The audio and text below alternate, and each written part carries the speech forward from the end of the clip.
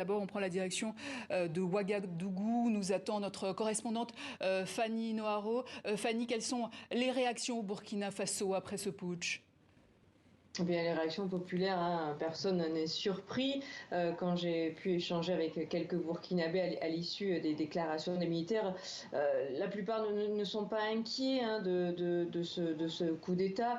Ce qui est étonnant, en tout cas sur lesquels j'ai pu les faire réagir, c'est que ce que les Burkinabés avaient voulu fuir en 2014, à savoir qu'il n'y ait plus de militaires au pouvoir, c'est bien ce qui était demandé par certains aujourd'hui ou inévitable pour les autres. Beaucoup me faisaient part de leur exaspération, en particulier liée à cette question sécuritaire.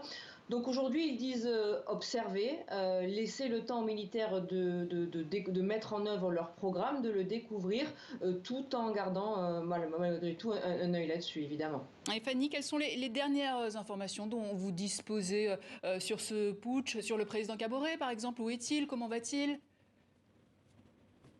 Sur le putsch, je pense qu'on aura un petit peu des précisions peut-être d'ici demain ou les prochains jours. Et ça sera intéressant de savoir ce qui s'est passé, comment il s'est déroulé, pourquoi cette proclamation des militaires a été retardée, hein, parce qu'on l'attendait dès la matinée. Alors est-ce qu'il y a eu des difficultés à fédérer toutes les composantes de l'armée?